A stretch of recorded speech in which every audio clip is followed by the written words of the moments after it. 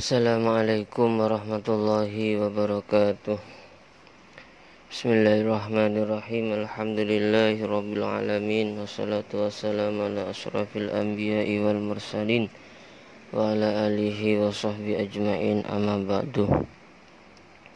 Melanjutkan bab yang kemarin sesuai kisi-kisi imtihan watoni, yakni bab nasah wa mansuh, ya, usul fikih. Kita akan menggunakan kitab Qawaidul Asasiyah fi Usul Fikih karya Sayyid Muhammad bin Alwi Al-Maliki Al-Hasani.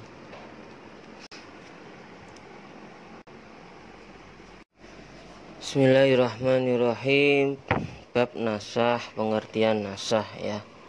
Makna nasah secara bahasa atau lugat adalah memindah, dan menurut pendapat yang lain artinya adalah menghilangkan.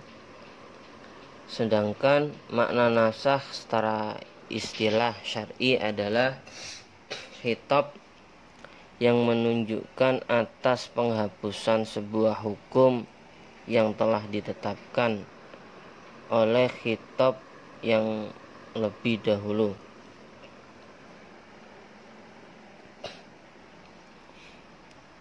Yang seandainya khitab penunjuk tersebut tidak ada, pastinya khitab yang terdahulu masih akan tetap berlaku dengan adanya jarak di antara keduanya. Wa qauluna, ya, khitab di atas maksudnya adalah harus berupa mantuk, ya, atau mafhum muwafaqah, mafhum mukhalafah. Sedangkan yang dimaksud dengan dalil khitab adalah semua dalil syar'i, ya, karena diperbolehkan menasah dengan menggunakan semua dalil syar'i. Sedangkan batasan laulahu lakana sabitan, ya, seumpama tidak ada lagi petunjuk dalil yang menasah, pastinya kitab yang terdahulu itu akan masih tetap berlaku. Nah, batasan itu, ya, sebagaimana yang ada pada definisi yang di atas, itu mengecualikan permasalahan jika khitab yang pertama dibatasi dengan ghoyah atau didasari dengan sebuah alasan atau ilat tertentu, maka itu tidak dinamakan sebagai nasah, karena hukum yang pertama, ya, itu tidak tetap, ya, tidak berlaku dikarenakan masih ada batasannya, ya, atau hilangnya sebuah makna. Contohnya, ya ayyuhalladzina amanu idza nudiya lis-salati minal yaumil jum'ah fas'au ila dzikrillah wa darul bai'. Nah, ayat ini menjelaskan tentang larangan jual beli ketika adzan Jumat. Keharaman jual beli pada hari Jumat itu dibatasi dengan habisnya waktu sholat Jumat, goyah. Maka ayat ini bukannya dinasah dengan ayat setelahnya atau ayat yang lain, karena di situ terdapat goyah. Syarat dari sesuatu yang bisa dinasah itu tidak mengandung unsur goyah atau catatan sebuah alasan.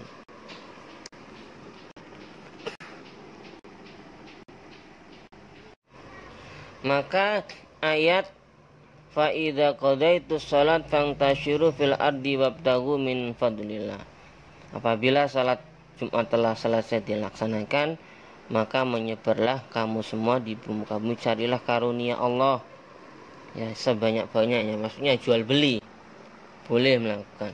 Nah, ayat ini itu bukan menasah ayat sebelumnya. Ya, ini berdiri sendiri ayatnya.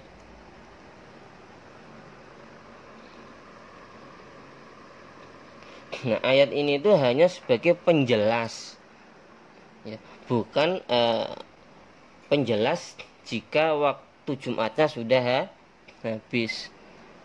Dilarang berjual beli pada azan Jumat dan waktu Jumat, salat Jumat. Ya, itu akan sendirinya, larangannya itu akan sendirinya hilang, dihapus, terhapus jika sudah selesai waktu sholat Jumat. Nah, dikuatkan, dijelaskan dengan ayat selanjutnya ini. Wa idza qudita, ya, qudiyatis sholat, ya. Ya. Terus ayat ini fungsinya hanya sebagai penjelas kalau sudah selesai seperti apa. Nah, gitu aja. Jadi bukan sebagai penasah. Contoh lagi ayat khurima alaikum saydul bari madum tu khuruman, ya. Diharamkan bagi kamu sekalian menangkap hewan darat selama sedang melakukan ihram. Nah, ini kan ada sebuah ilat keharaman menangkap hewan ini jika dalam keadaan ihram. Jika ilatnya itu hilang, ya, dengan sendiri, kan ihram nggak selamanya ihram. Kalau sudah waktunya selesai, selesai. Ya, keharamannya akan hilang sendirinya.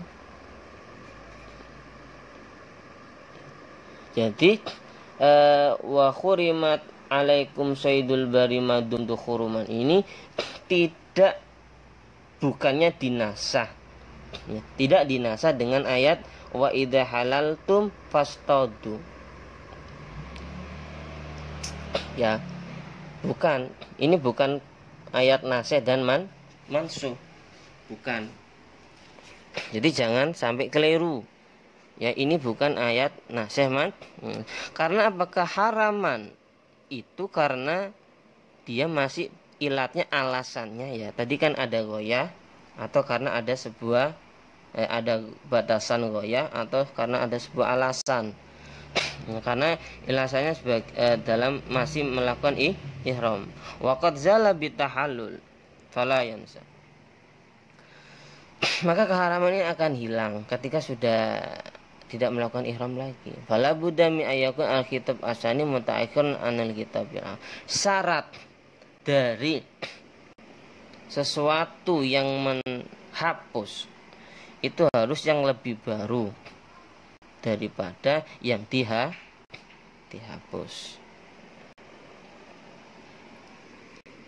Ya.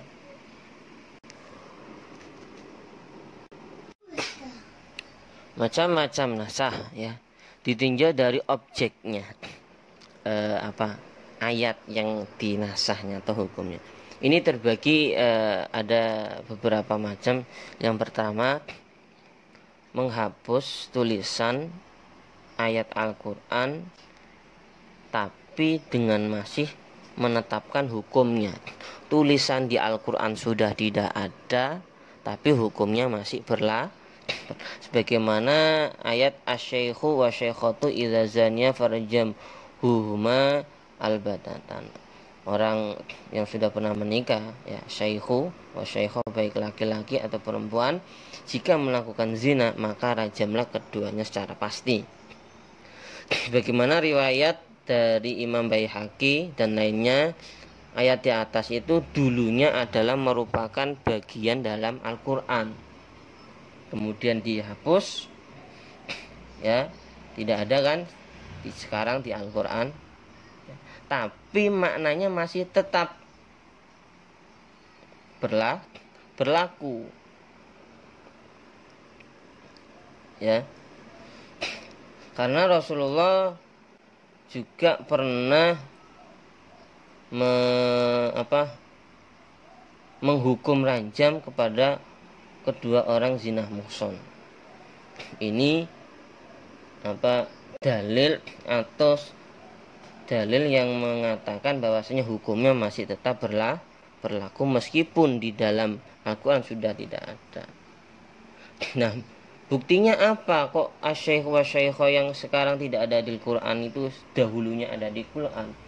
Nah, ini sebagaimana riwayat atau keterangan dari sahabat Umar bin Khattab dalam hadis Sahih Bukhari Muslim yang diriwayatkan oleh Imam Syafi'i.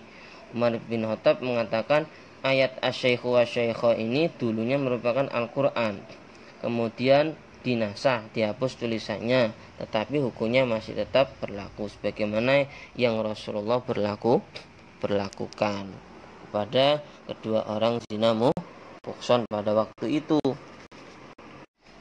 Yang kedua adalah menasah atau menghapus hukumnya, hukumnya tanpa menghapus tulisan ayatnya atau tulisan ibaratnya. Sebagaimana contoh alal ladzina yutiquna fidyatu ta'amu miskin. Dan bagi orang yang berat menjalankan puasa, maka wajib membayar fitnah, yaitu memberikan makan seorang miskin. Secara dohir, ya, ayat ini menunjukkan bahwasanya kita boleh tidak berpuasa Ramadan, tapi diganti dengan membayar fidyah. Tapi makna ayat ini, ya, hukum ayat ini sudah dihapus. Walakin hadal hukmun nashu, hukumnya ayat ini dihapus. Diganti apa? Faman syahida minkum fal asyhara falyasumhu. Barang siapa yang melihat hilal pada bulan Ramadan, maka puasalah.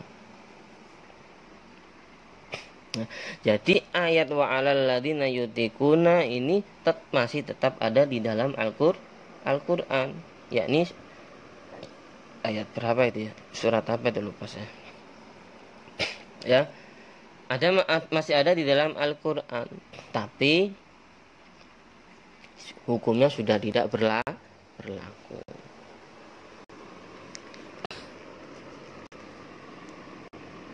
Yang ketiga adalah menasah, menghapus hukum sekaligus tulisan ayatnya.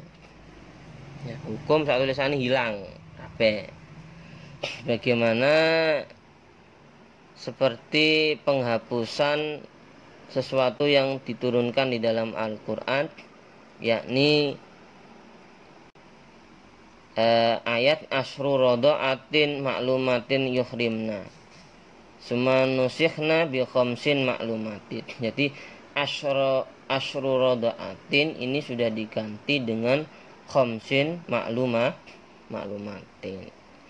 Ya, fatwa fiya Rasulullah sallallahu alaihi wasallam fima yuqra'u minal Qur'an.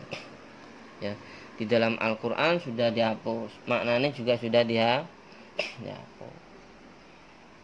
Adanya adalah bi khamsin maklumatin. Ya. Lakin dilawatan la hukman. Nah, penasehannya ini, penghapusannya itu secara bacaannya saja. La hukman, hukumnya tidak. Itu ya. Nah, itu yang ketiga. Tulisannya suka ono kabeh.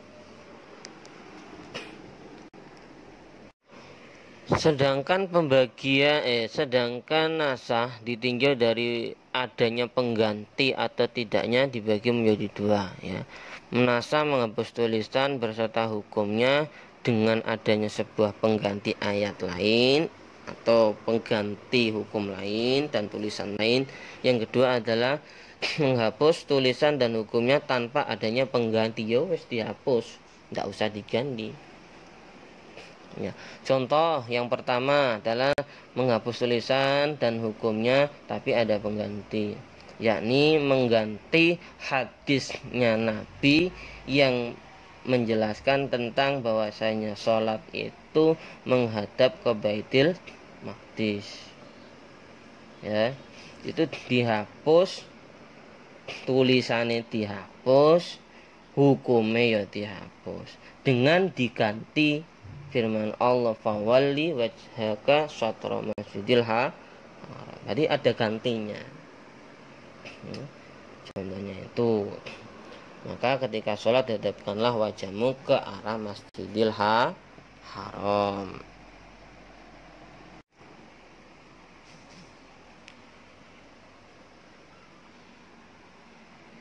Seperti lagi firman Allah, walladzina yatawaffakum minkum wa yadharu azwaja wasiyatan li azwajikum mata'an ilal haulin ghaira ikhraj. Pada ayat Al-Baqarah, surat Al-Baqarah ayat 240 ini menjelaskan tentang bahwasanya iddahnya seorang istri yang ditinggal mati suaminya adalah 1 tahun sempurna. Ya, tulisan hukumnya diganti, tulisan hukumnya diganti, ya masih tetap ada, tapi diganti satu paket, diganti sak tulisannya ya sak hukum diganti dengan walladzina yutawaffaquna minkum wa yadharu azwaja yatarabbasna bi anfusihim arba'ata asyhur wa asyhur, diganti dengan ayat surat Al-Baqarah ayat 234,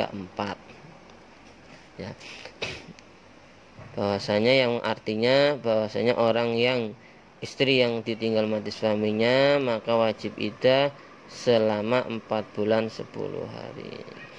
Jadi kandungan dan ayatnya telah diganti. Jangan bingung, kata-kata tadi syaratnya harus lebih baru daripada yang dihapus, ya. Yang menghapus harus lebih baru daripada yang dihapus. Karena di dalam Al-Quran meskipun satu surat itu belum pasti ayat ke-1 dan kedua, ketiga itu urutan turunnya sesuai dengan urutan ayat, bukan. Contohnya ini Al-Baqarah ayat 234 ini turunnya lebih terakhir, ya, dibanding yang Al-Baqarah ayat 240. Berarti turun dulu yang 240 ini, baru turun yang 234. Untuk penyusunannya ya Rasulullah nanti ada ilmunya itu pada bab tafsir, ya. Jadi bukannya dari surat Al-Baqarah ayat 1 sampai ya 300 berapa itu sudah sesuai dengan urutan turunnya, bukan, beda, ya. Paham ya?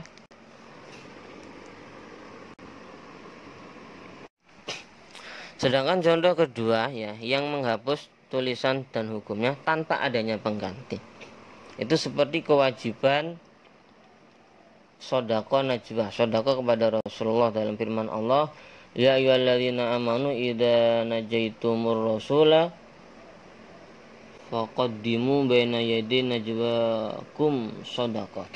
Bahwasanya wahai orang beriman, apabila kamu ingin mengadakan pembicaraan khusus dengan Nabi, ya, atau sowan, hendaknya kamu mengeluarkan sedekah pada orang miskin sebelum melakukan pembicaraan itu.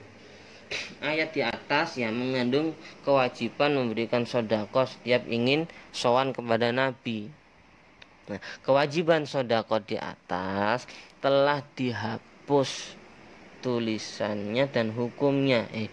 Hukumnya telah dihapus, ya, hukumnya telah dihapus. Sudah tidak wajib, ya, nggak ada diganti, bukan diganti Oleh karena itu oleh Allah didawuhkan zalika khairul lakum adar, tapi itu hukumnya baik, lebih baik bagimu dan dapat menyucikan dirimu.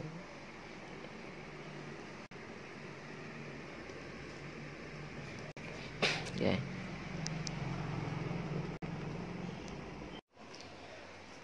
Untuk tambahan, ya, karena dilihat dari soal-soal IW tahun sebelumnya itu ada nadhamnya.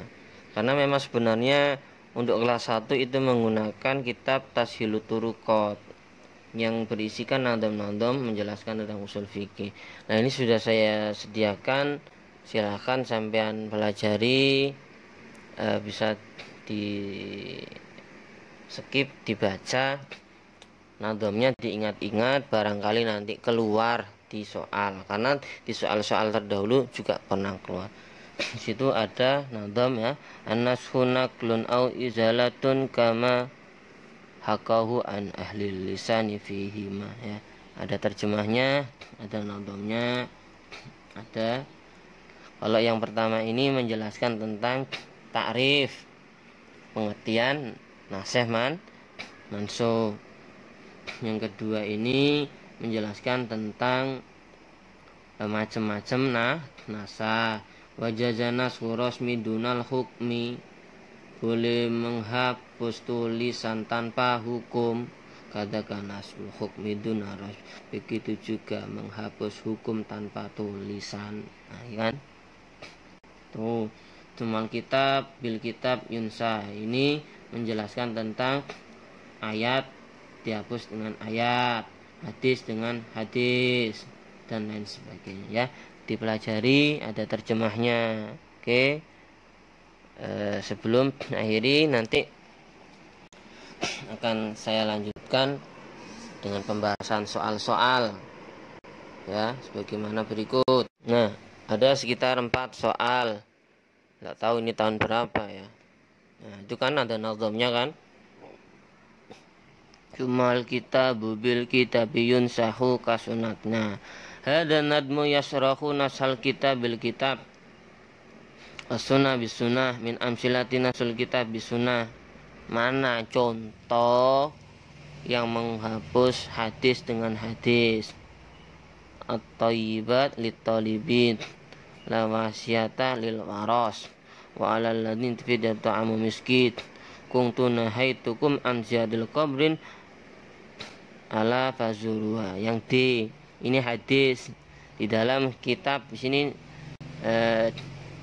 tidak ada contohnya ya, tapi dalam kitab sebelumnya itu ada, dalam kitab Mabadi Awaliyah. Nah, ini kan bisa dipelajari ya. Kuntu nahaitukum an ziyaratin kubrin, an ziyaratil kubri, ini hadis Nabi. Nabi pernah melarang untuk ziarah kubur, tapi sudah dihapus lagi dengan hadisnya sendiri, ala fazurhu, oh ziarahlah. Berarti asalnya dilarang, kemudian ini contoh D jawabannya. Yang soal bawahnya, wajazuna surasmi dunal hukmi, kadakan nasul hukmi dunal rasmi. Ini kan sama nadom lagi yang keluar. Hadal bait yasrahu jawazal naskhi. Nah, nadom di atas menjelaskan tentang bolehnya menasah apa ya, tulisan bukan hukum.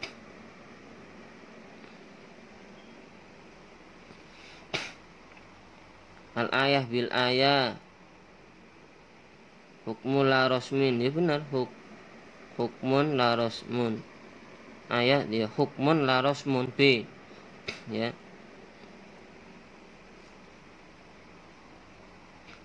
Kaitannya dengan tulisan dan hukum, bukan ayat dengan ayat, ayat dengan hukum, tapi tulisan bahasanya ya, rasmu, ar-rasmu ya. B jawabannya.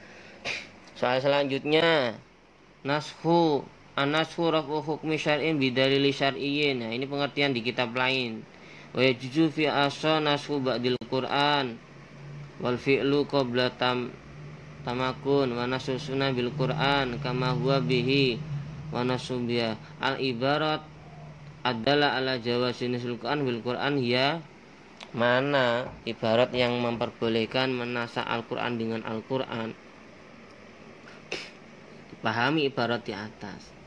Raf'u hukmi syar'in bidalili syar'in wa yajuzu fil asha nasu ba'dul Qur'an wal fi'lu qabla tamakunin wa nasu sunnah bil Qur'an kama huwa biwanaya. Nasu ba'dul Qur'an atau nasu raf'i hukmi syar'in bidalili syar', ya ini D.